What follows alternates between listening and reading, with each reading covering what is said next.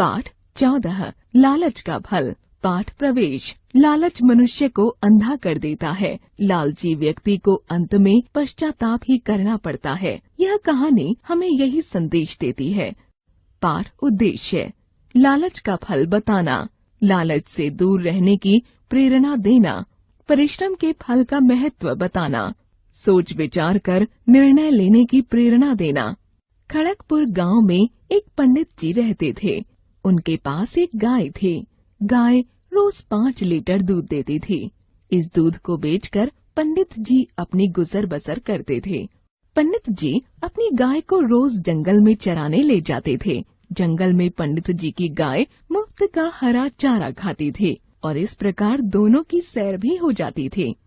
एक बार की बात है, पंडित जी दोपहर बाद अपनी गाय को जंगल में चराने ले गए।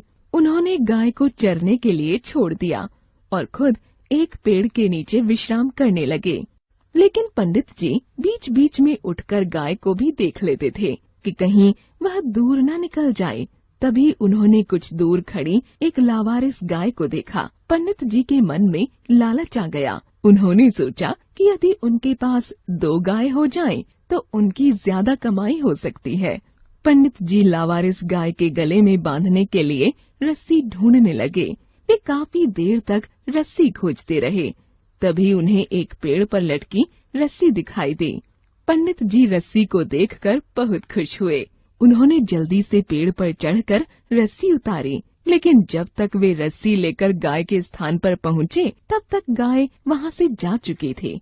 पंडित जी पूरे जंगल में लावारिस गाय को खोजते रहे, पर वह उन्हें कहीं दिखाई नहीं दी। अचानक उन्हें अपनी गाय का ध्यान आया। अब वे अपनी गाय को खोजने लगे। जंगल में अंधकार छाने लगा था। पंडित जी को अपनी गाय कहीं दिखाई नहीं दी। चारों ओर अंधेरा छा गया था। पंडित जी अपना सिर पकड़कर रोने लगे। हाय, ये मैंने क्या कर दिया? दूसरी गाय के लालच में अपनी गाय भी गंवा बैठा।